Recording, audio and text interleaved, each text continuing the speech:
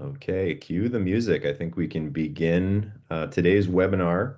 Before we do, if this is your first webinar, we do have some housekeeping items for those of you who are veterans. You may recognize some of these details, but all of the attendees today are in listen-only mode. And if you do have any questions for Colin or myself as the conversation moves along, please do submit those via the Q&A button on the control panel, and we'll either follow up after the webinar. If we happen to see them, we'll dive in.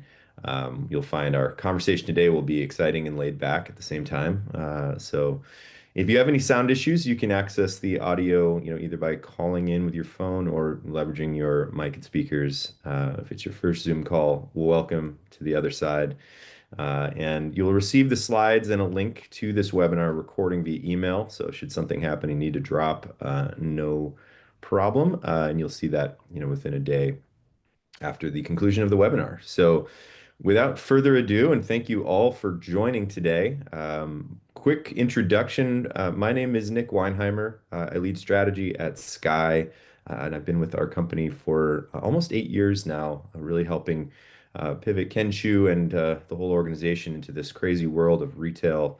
And it's just been an exciting and wild ride. And I'm joined with the inimitable Colin Lewis, who I will let introduce himself, but a great conversationalist and great presenter. So, Colin, good to have you here.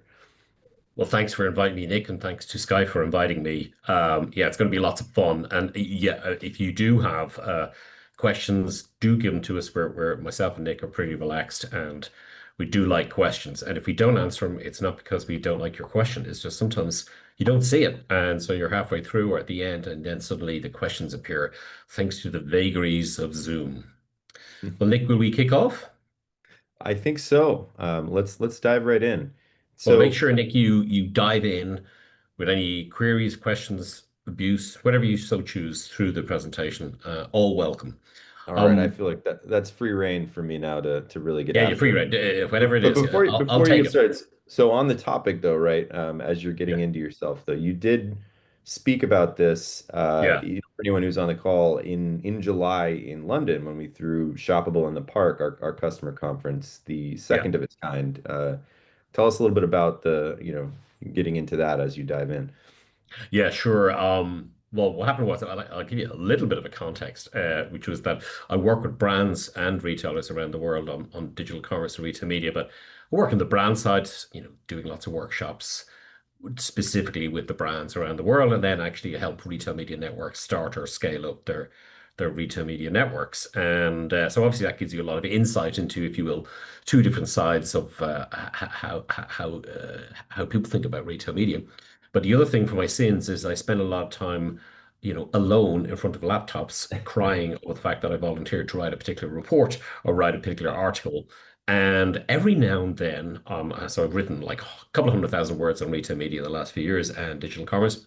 And every now and then, a crazy idea occurs to me. And in this case here, the TikTokification came to me out of the blue. I was literally lying in bed and I went, hold on a second, I can really talk about this. And the origin was basically I've been working with retailers to help them think through, particularly their on-site and their screen network. And then I've Mhm. been kind of thinking through the impact of short form video in general. And then I went, hold on a second. Let's call this TikTokification, but actually let's spin it out a bit further because it reminded me of my own personal experience working in China about 7 or 8 years ago, which we will see in a second as well. So that's the origin story of this. Very And cool. yeah, this is only the second time I've done this because the first time was live in the middle of an audience in London in a very hot and sweaty tent, from what I can recollect. And I feel like we're, somehow missing here because we're not in vertical video format and having everybody Exactly, yeah. watch from their phone, but Yeah, maybe well, next it is. time. Well, let's start off with the four S's of TikTokification. Now, what was funny actually when I did this originally, I managed to screw up the word TikTokification and wasn't able to pronounce it. So, if you're doing any keynotes, always be wary of the fact that you should be able to pronounce the title of the thing you're talking about. Yeah. But like a first kind of point here is everybody everybody has these mobile phones and everybody has these smartphones. And everybody in general is streaming as well, but streaming, scrolling, searching, and shopping. So we're using our thumb to kind of flick through screens. Now, you might say, well, Mm. Colin, that's not me. Well, actually, it probably is you because I have been to about 20 countries in the last 18 months, and there's one connecting tissue. Everybody has a smartphone, and everybody's spending a lot more time on their smartphone than they really should. And a lot more people are on TikTok than you would believe. And I mean, literally in every country, from Auckland to Santiago in Chile to Stockholm a few weeks ago to here in Lisbon today, everybody's on the phone and everybody's swiping, scrolling, searching, shopping. And I so think if the you stat in the US is 170 million US TikTok users spend 2 hours a day on average. That's a huge portion of our economy on a weekly basis, but It's, it's whew, it's go on. incredible. Yep. Well, here's one I prepared earlier. Like all the best Oh, okay. conclusions, Nick, I prepared one earlier. Yep. And the stat that really kind of blew me away was this fourth stat there. 7 million businesses in the US and 1.5 million businesses are on TikTok, as in they've set up a TikTok shop. Yeah. And the Hmm. TikTok shop is not even 18 months old as a product, as a thing. Yeah. And Hmm. it's only something new that TikTok themselves got into as well. And it's kind of like I can be in denial all I want, but the reality is TikTok has a pervasive influence on so many things that is probably outweighing what, say, Twitter was able to do or Instagram was able to do back in the day. Yeah, it's just completely insane. Hmm. And so as I say, I put it to you, sir, that TikTok is a retail accelerator because this Hmm. addictive short form thing keeps us scrolling, keeps us twirling away and shopping. And therefore, this creates this idea that video is a demand engine to kind of enable discovery. And TikTok Shop itself unites discovery and conversion. So normally, obviously, we talk about like the shortening of the shopper funnel and blah, blah, blah. But in reality, TikTok Shop is quite an interesting one because it literally go, I like the thing, I'll buy the thing. I see it, I'll Hmm. buy it. It's kind of like when anybody here has ever seen any of those Temu ads. They're completely crazy. But you look at it and you go, hey, maybe there's something there for me. It's really shortening the decision-making cycle. But this idea of the scrolling and shopping in the short form feed is really compelling and actually is making video more and more of a demand engine. Now, 3 or 4 years ago, if you'd have asked me, I would have said YouTube is great. YouTube has barely started. But actually, now what I'm going to say is TikTok is supercharging YouTube and supercharging any form of video in general because of its nature. Well, You in know, shopping, it seems like it's flipped it on its head, right? yeah, If I was on Amazon over many years, or really any retail site, I would be shopping broadly, but then as I nailed it, drilled into a product, then I would start to get into the media. Maybe there was good images, maybe there was a video, maybe there was a customer video. So I'm going kind of in reverse now of like if I'm getting excited and influenced by a video and it's saying a million words really in my head, then I'm going into shopping. It sort of flips that on its head. yeah. Well, the TikTok lagging craze from a couple of years ago is a type of leggings. And of course, people call them TikTok leggings. So they took that word, TikTok leggings, and put it into Amazon. And then it became its own hashtag. And then Amazon got on the back of this. And of course, the people who happened to be making leggings saw the search and then started making leggings and Right. called them Amazon leggings and called them TikTok leggings as well. And so hooking onto these kind of like crazy sort of themes that are out there and even memes that are out there it's kind of going through a cycle. Somebody tries it on TikTok, person searches on Amazon, other people then show them wearing it on Instagram. And it's a Hmm. really, interesting little thing. It bounced from one thing to another, but the trigger was short form video showing it with lots of little hashtags on it, and then people going, "Oh, I'm going to go to Amazon for this." And now today, I wonder, would they just go straight to buying those leggings on TikTok itself? Hmm. Now, relate to that, some of these shops, these stores that have popped up over the last year. In the US, there's one called Nerdy Nuts, and they were saying in a case study specifically on a web on a podcast, we were like, well, we think we're going to do a gross market value, sales of 1 million alone in March 25. And Mm. they were doing live streaming. So instead of just like, in the past, you probably would have done, say, an Instagram feed or an Instagram kind of post and so on. No, they moved to where they were using TikTok as a full-on live stream. And in fact, they found the longer the streams, the better they did. Now, what you want to do is just hold that note in the back of your head, that idea in the back of your head about live stream goes, because we're going to talk about that in a second. So, you know, they were dropping new different types of peanut butter, using this kind of innovation and hype it wasn't just normal peanut butter, it was like peanut butter, but all sorts of crazy flavors. And there was the excitement and the hype and the innovation drove the store to where it was getting 45, sorry, it's getting close to a million GMV in 1 month. Now, I use the nuts example because it's kind of like a little bit clunky. It's a mom and pop thing. They operate Yeah. from sort of from a garage. So it's still quite interesting for us all. Interesting. It's Hmm. fascinating. I like this concept of you know, earning your audience first and getting it's kind of full circle moment if you're familiar with QVC, any of the folks on the, Yes. these long, drawn out presentations about products. But I'd love as you go deeper to hear more about that. But Yeah. gaining and earning that audience is something that we failed at when I launched a brand with some partners on Amazon. That was more of an Amazon case study in launching something, and we didn't have that brand equity ownership of earned media and the audience that was like emotionally attached to our products. We had really good throughput, but then we fell victim to the cutthroat competition in 2014, 15 with international sellers coming in. And so anyway, I think this is a really more organic It was way kind of like to, a front end on Discovery yeah, together. Yeah. yeah, Um, this is and interesting. so this kind of results is, you know, none of us are it can avoid the lure of doom scrolling, and it's like being there for shopping. It's a different type of algorithm here, yeah. Hmm. And because of this, TikTok is kind of changing this content and commerce idea. There's obviously been video in the past, and there's been e-commerce in the past, and there's been kind of short form video in the past, and there's been QVC, as you point out. Um, Nick, but it's this is a different thing. It's a combination of things. And so like the takeaway here is short form video is reshaping product discovery, impulse buying, and decision making. Short form video is reshaping product discovery, impulse buying, and decision making.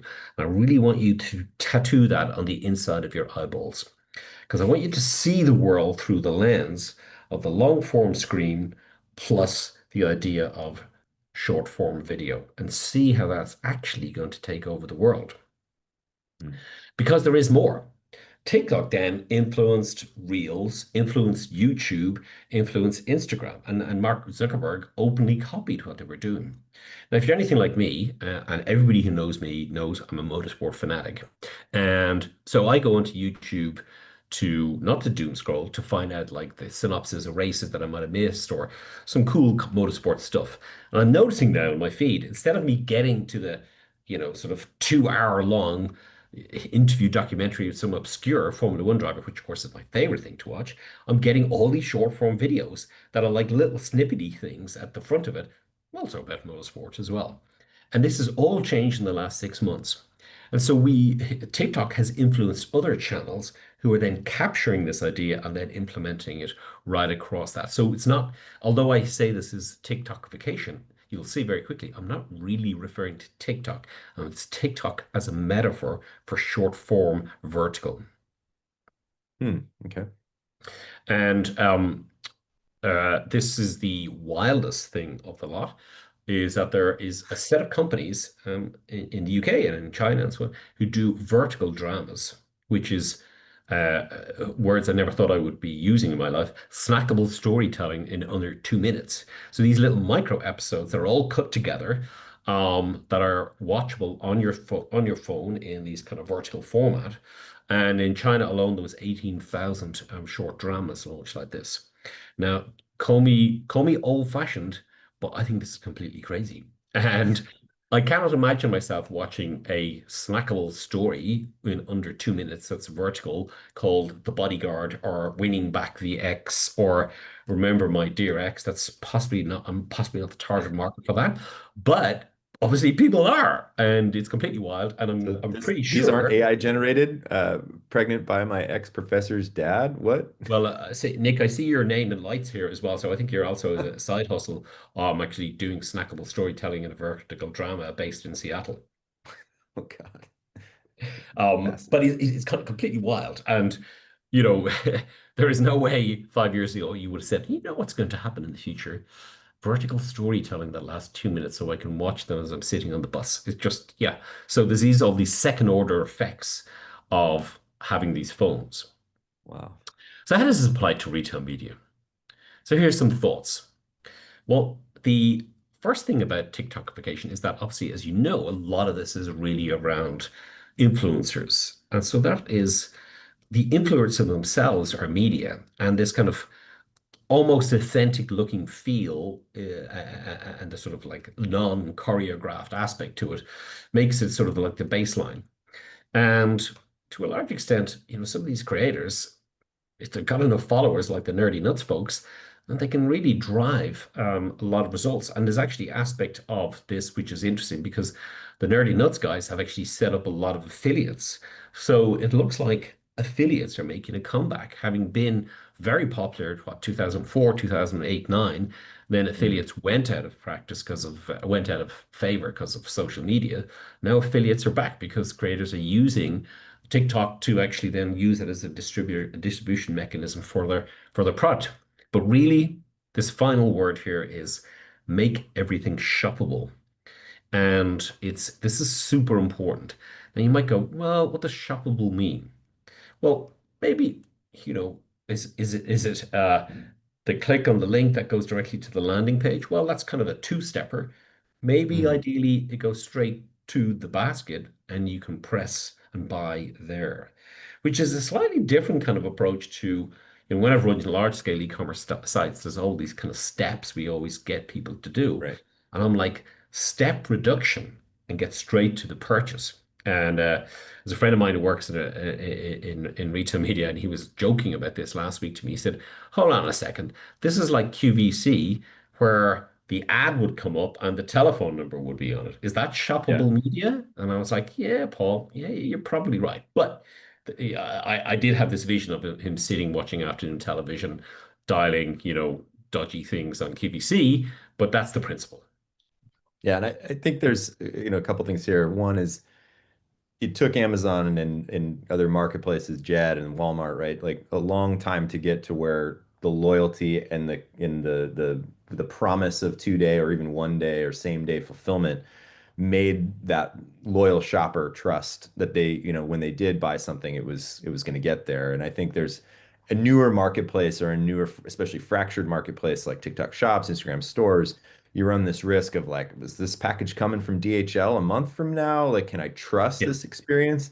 But the other side of that coin of making it shoppable is all these news we're seeing around, ACP, the Agentic Commerce Protocol that OpenAI Yeah. is announcing, right? Where maybe your trusted retailer is right there, and this is an affiliate vertical video where they've been able to connect that one-click checkout experience with your loyal retailer, which I think that then solves for X on like, do we need a million stores or do we need, do the retailers rise and just tighten up that conversion experience with the vertical, influencer affiliate? Yeah, we wouldn't have been using, the MCP protocol name even a year ago because it wasn't announced till November. So therefore we couldn't get our heads around the things that have all been announced even in the last 24 hours. So it's like flexibility is the key, and even ChatGPT is now shoppable. Yeah. Um, Wow. One point to note, this is where we kind of start morphing into, are we talking about QVC here? So first of all, just to clarify, video drives discovery. Video builds more trust than words. And for those listening here, like there's an opportunity around creators and thinking through creators on this. But live streaming, kind of like the QVC idea, the home shopping network stuff, funnily enough, the longer engagement sort of works. And essentially QVC is edutainment. And it's really just the home shopping network for the modern era. So you might say, oh, Colin, we've come full circle. Well, Yeah, yes and no. I mean, buying cheap ass jewelry, late night TV is not the same as selling nerdy nuts. But the principle of having decent copy, having engaging content, and explaining it to people while selling, knives to chop your carrots at home on the kitchen table is still there.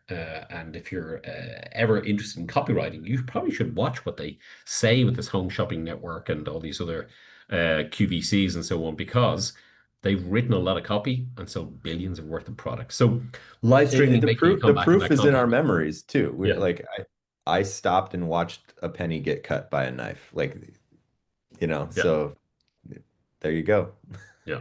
So there's a lot more to be learned. Who knew that we were going to be talking in 2025 that you maybe should be looking back at QVC and getting some top tips on how to actually sell more stuff online? And then the big one that I kind of really want to say here is I want you to kind of just slightly morph, kind of switch your brain and say the phone and the content from TikTok, imagine it's moved to the screen in store. So this is Superdrug, one of my clients. And so you can imagine if they were able to take the content from their influencers done in kind of a TikTok format, short form video, and put it onto the screens. Or imagine if it was Nick's aftershave, Nick's new aftershave that you can sell directly from Nick's back garden in Seattle, and he becomes a creator and a product maker. Well, then it can be Nick on the screen with his aftershave. Yeah, it's a complete kind of different way of thinking. And of course, we all know that the tools that we can use to create video are now much cheaper than 5 or 10 years ago. So what I want you to do is this, just like Amazon leggings, TikTok, people searching TikTok leggings on Amazon, think about short form video as a brand and performance mechanism, but in store on these high definition screens. That's fascinating concept. Yeah. And by the way, it would be moss and mushroom aftershave here in Seattle. Is it? So Yeah. Okay. Well, that'd be a huge seller, Nick. I think you should throw yeah. everything at that one. That's going to be like a huge winner. So when I was kind of putting this together, I was like, how do I get this across to people? And then, of course, the usual, I woke up in the middle of the night and going, oh, this is what I'm going to do. And the OG, not words I normally use, but let's call it the OG of TikTok, is actually here. This is Shanghai. And I was lucky enough to work for a Chinese-owned company between 2016 and 2021. And I spent a lot of time in China and went to a lot of the first and second tier cities in China. And the key thing about China is that this is me in action, by the way, in China, speaking, doing keynotes in Chinese, which I can tell you is incredibly hard to do. And I've even written about how China works as well. So in China, what goes on? China is an app-driven country. And China has apps for everything rather than use the open web. And so WeChat is kind of like WhatsApp. Tmall and Taobao are marketplaces for consumer and B2B. Baidu is the search engine. ByteDance is the owner of TikTok, and the equivalent is called ByteDance it's actually, oh my God, I've forgotten the name of it in China. And then Pinduoduo are people-to-people marketplaces, and obviously Temu, they're a bit more like Temu.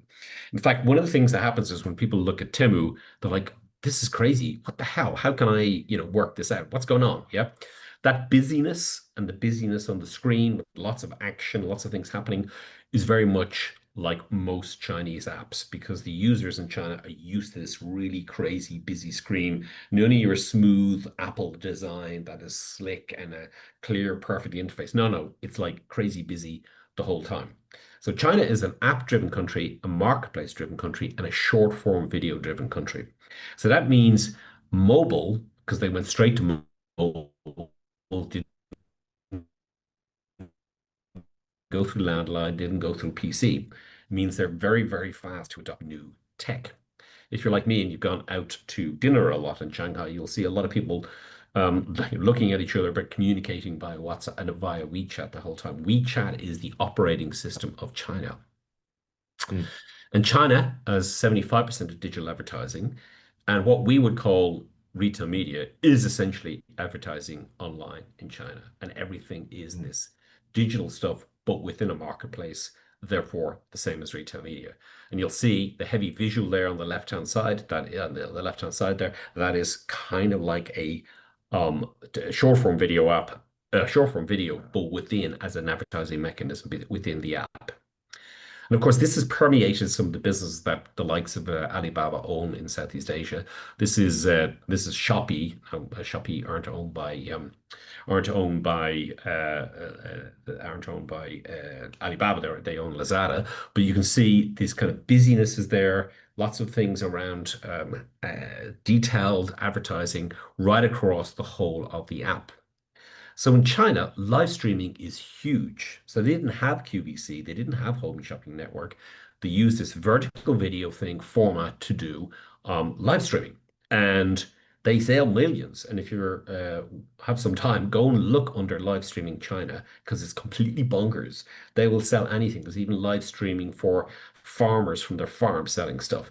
It's because they went straight to the mobile phone. They went straight to using short form video.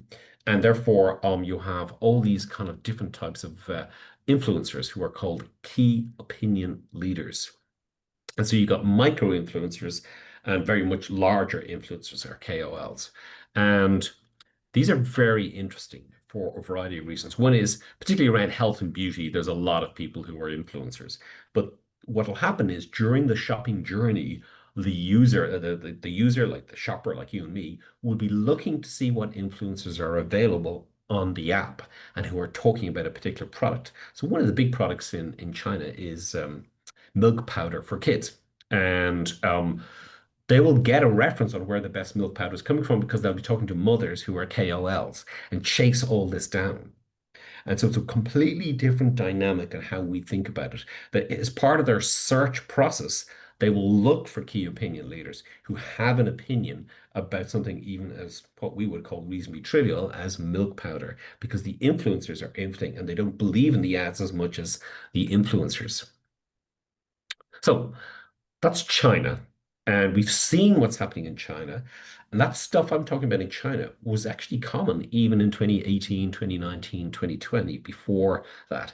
And you can start seeing how some of that is coming through. So what we used to have as influencers, maybe people, on Instagram.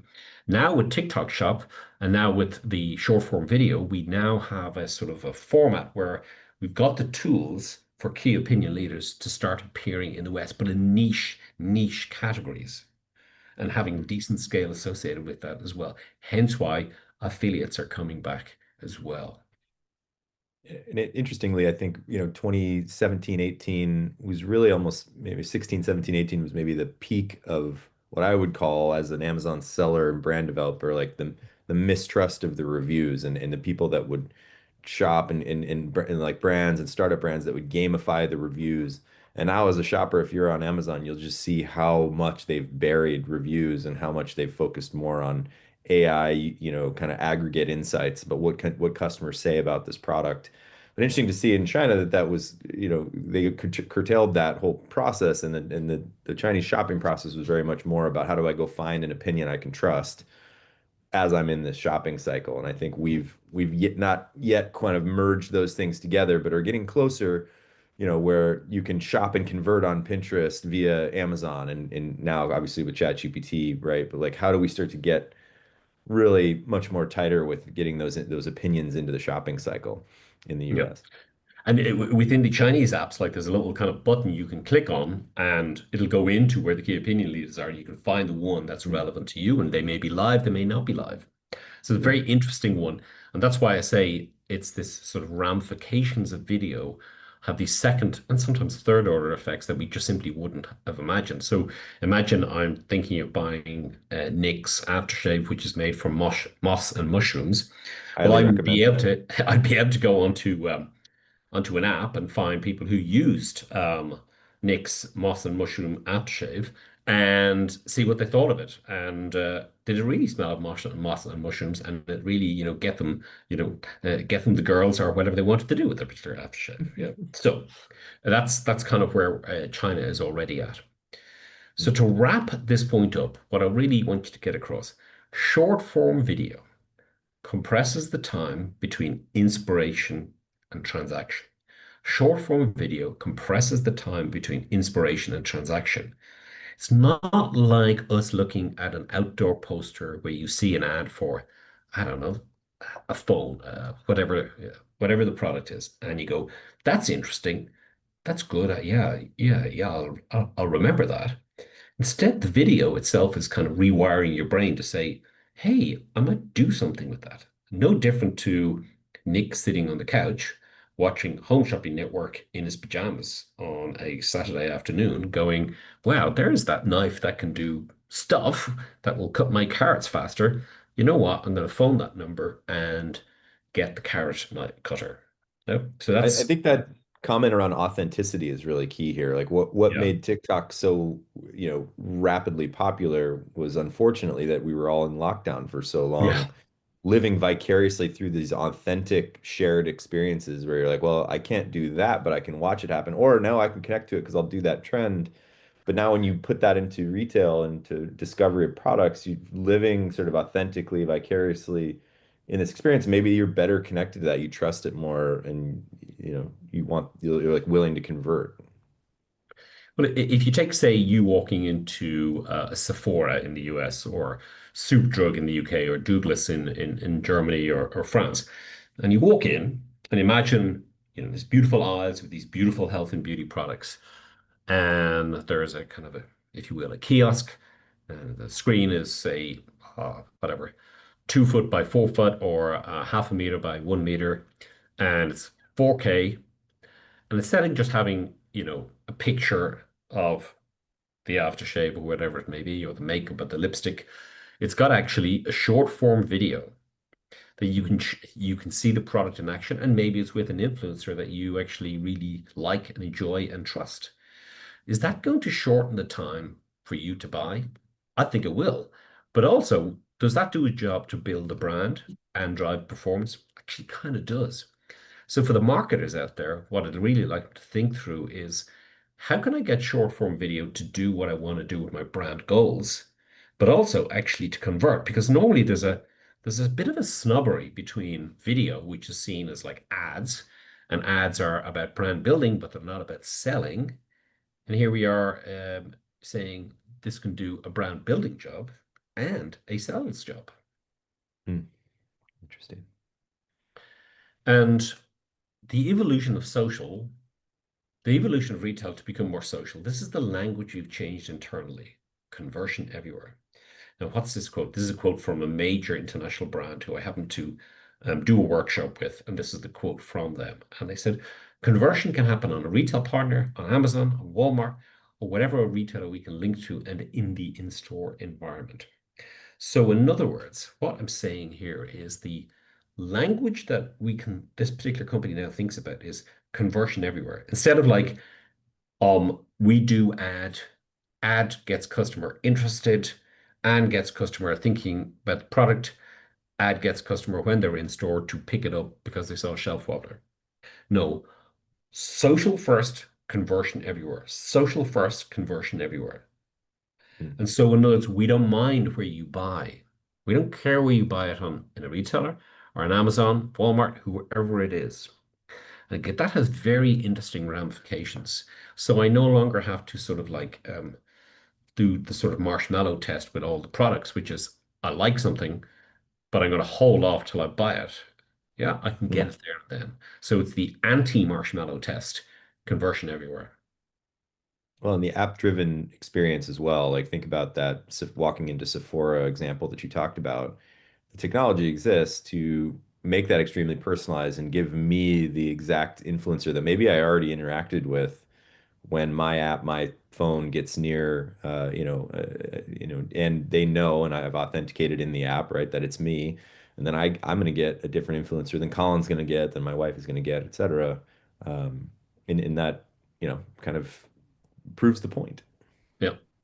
Well, there was one thing I saw at NRF a couple of years ago, and it really kind of changed and kind of started like triggering some of these thoughts for me, which was this. There was a very large screen, and it was, I don't know, 3 meters, 2.5 meters by 1 meter, or say 6 foot by about 3 foot. So very large scale. Hmm. And it was a woman. It was a video of a woman putting makeup on, and but it was very compelling and very interesting because it was cinema quality. And it wasn't that flash, it was just like really compelling in terms of its quality because the person was doing the makeup. And I was like, hold on a second. So this means I could, excuse me, I could hire an influencer and scale the influencer. So imagine it's a makeup product. I could have that influencer scaling live from store right across all the stores. And you can imagine, say, I don't know, when people are buying makeup, whatever day of the week that is, the highest sort of like index on buying makeup. Well, then you have an influencer there and you can broadcast across all the stores. So you see, conversion everywhere can mean lots of different things. It doesn't have to be just I click on a button and there it is. Yeah. So it's Right. very, very interesting. Now, let me just move on to, I think we're not too far off the final stretch here, yeah? Yeah, make sure your in-store screens can be social first.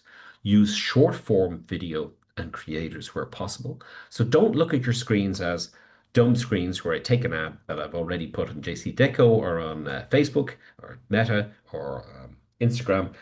Think about making the function and the creative work. Sorry, think about making the creative work in that particular form and format. Mm. So if you haven't been paying attention at all, let's just synopsize everything. Social first, vertical videos, creators, shoppable media, conversion everywhere. We have a model. We've seen it happen in China. Elements of this are coming to how we do things. And it's really shown by the fact that it's vertical video creators, short form, and that's kind of really changing not just retail media, but the whole world of media as well. And so I'd like you to I'd encourage the audience to integrate this thinking into how to think about creative, how to think about media, and how to think about where we're going in the future. Because there is no future out there where we're doing less time on our mobile phones and where we're doing less short form video. That world is just starting. And I think one of the hottest of all these media channels, I still think myself, is YouTube. I think YouTube has a lot of options there in terms of not just ads, but in terms of using vertical video, using social first, doing brand and performance jobs at the same time. So that's what I have for you. I mean, everybody do well to remember the SVCSC acronym here in social first, vertical video, creators, shoppable media, conversion everywhere. We're seeing it happen left and right in terms of just compressing that time from inspiration to conversion, even so far as to, being able to convert right within an ad, if you want to call it that, or a vertical video, or now increasingly with agentic commerce protocol. Even big news, as you mentioned, in the last 24 hours with Walmart going live or soon going live with OpenAI as was announced. Colin, this is super fascinating. Any kind of final parting words that you want to leave with the group? And obviously, folks, if there are any questions, looks like we have a couple minutes. We can try to answer a few questions. Well, one thing is, well, here's a question, which is, if customer journeys are becoming more compressed and impulse driven, how should measurement and attribution evolve to keep pace with TikTok style e-commerce? Well, very good question. We're barely at the start of all this sort of stuff, and measuring, particularly attribution, has been solved for the world of I've forgotten it, has been solved already in many respects for anything to do where the sale is closed loop, and if you know because it's all within one environment, and affiliates always had a mechanism for impulse, sorry, compressing measurement and attribution. So I think it's going to be easier because of the fact it's closed loop. And also in many respects, the user is already signed in. So these big companies, these companies like TikTok and YouTube will be able to give you a lot more audience profiling on that particular topic. Interesting. One other question that came in was, what practical steps can retail media networks take to TikTokify their content strategies without giving Ooh. up brand control or performance accountability? Yeah, I mean, I think I would start with something really simple, which is, are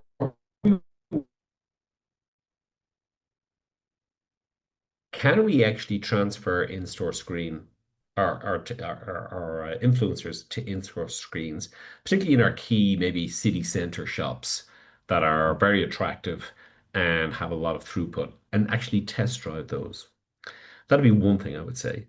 Secondly, and I've seen these coming through and through. There's a few partnerships out there with TikTok from Retail Media Network. So, what sort of partnerships can you do with um, media businesses that have short form video?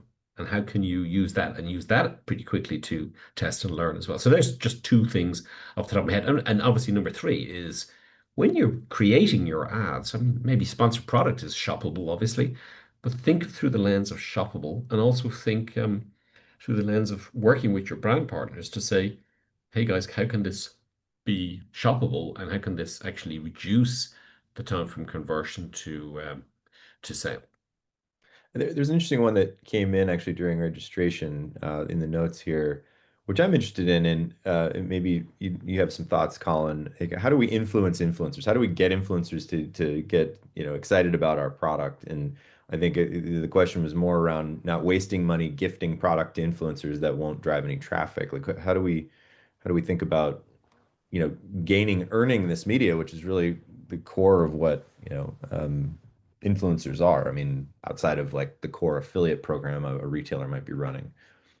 Yeah, that's an interesting one because obviously that's one of the sort of gray areas within the world of influencers where they're maybe talking a big game about what they can do, and in fact they're kind of really just time wasting. And you have to then take a step into the world of influencers and influencer selection and influencer choice, because that actually is its own world, and that's its own world of finding the right person and measurement, which is obviously there's lots of agencies sprung up over the last 10 years to try and resolve that. So it feels to me that the answer is it's a bit of a woolly answer for you, but it's basically you have to step into that newer zone or different zone of like, how do we assess our influencers? What tools can we use to do so? Is there agencies we can partner to do so as well? Yeah. It came up elsewhere, just in pure influences rather than just retail media. So it's incorrect for me to say this problem has been solved, but there are people trying to solve this problem, is a better way for me to phrase it. Well, and most affiliate programs are run by the retailers, right? Because they're the ones driving the conversion by and large. And you look at companies like Impact, for example, that are powering a partnership and affiliate programs at major retailers. In the classic kind of definition of retail media, or at least in the run-up as that has morphed, the run-up was how can brands really influence and spend inside these retailers to control their own destiny within the retail ecosystem. And in some ways, I think the opportunity here, and I think we're interesting to see how this expands, is for how do brands influence the influencers that are in the affiliate programs for these retailers? How do they create more? Like, because you could look at it as retail media spend for a brand to add commission, on top of what a retailer might be offering for that brand's product. It ultimately boils down to some margin on the product sale. One thing that occurs, Nick, as you're talking, if I was a small, fast-growing brand, like maybe not nerdy nuts, but the equivalent, maybe an owner operated business in health and beauty who wants to really gain traction. I'd be walking into a retail media network and say, I got a couple of influencers and also myself, I can do the influencers thing. I'm going to create a ton of short form video because I want to attract this particular type of audience who I believe is the target market for my lipstick, hair product, socks, whatever it may be. Yeah.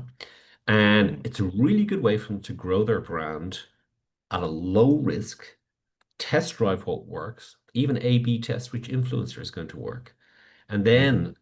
then go back to the retailer and say, okay, we've made this work. Now can I have mass distribution in store? And I'm going to use the distribution in store. Sorry, I'm going to leverage the distribution in store to actually use those self-same influencers, but an in-store screen environment. Hmm. So I think this could be an explosion of really creative entrepreneurs who kind of get inspiration from nerdy nuts and say, right, but actually I can get it now in retail and I can apply the same model in retail. Yeah, and I think probably time for one more question. Um, so, we just one just came in. I'll pivot to that one. Do you also include publisher editors as influencers, as I think great opportunity to work with those which have strong social following and partnership, beauty editors, etc., including awards, demonstrations, try-ons, accreditations, Good Housekeeping, Cosmo Beauty Awards, etc. I mean, is that just a category of influencers? What do you think about that, Colin? Yeah, it's an interesting one. With my retail media hat on, obviously we're about new to brand, we're about new to category, we're about getting conversion to help get new customers in. So the filter in retail media is always, can I help the brand? Will these people help the brand get their particular objectives? I was watching, reading part of a newsletter from my friend Simon, who runs the Fix Insider newsletter, and he had some comments from Barry Diller, and he used Mm, this idea of invert the business, and the inversion of the business was, hey, if I've got a magazine doing, food and health or travel, well, why couldn't I have gone and created the Lotus Eaters, the TV show? Um, mm. uh, why couldn't I go and do that? Inverting it. Like I've got great stories here, I've got cool stuff. Why don't I just then create a TV show around it? So a complete inversion of how things were done. And so I wonder, is there going to be something like that? Because we're talking about these kind of 2-minute videos, yeah, stories. Well, maybe does that get turned into an infomercial style thing? I don't know. It's like it's going to be somebody who's doesn't come with the hang-ups that you and I have, Nick, is going to come in and go and do something crazy that you go, duh, that's very clever. I never thought of that. That's like my Formula E, where it's EV formula cars. Colin, are you in? You want to? No? No, I'm strictly old school. Oh, okay. I'm Petrol. a petrol head, not an electric Okay. vehicle head.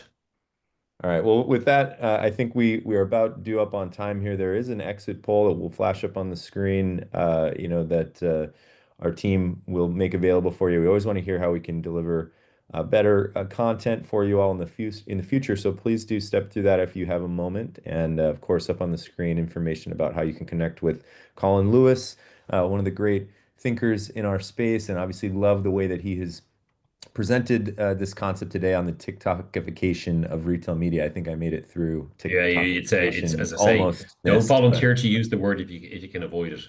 I got it through inimitable at the beginning. So, and Yeah, you that's got an through plus inedible. That's too. that's pretty good. I That don't get one that. doesn't roll off the tongue easily, but No, exactly. Yeah. So, top tips for anybody listening here. If you want to become a keynote speaker, just use one monosyllabic words, much easier. that's right. And yes, speak slowly and come up with really good initialisms and acronyms, and you'll be totally Well, killing it. thank you for your time, Nick. That was great. I'm now going onto the internet to find Nick's aftershave and see how good it goes.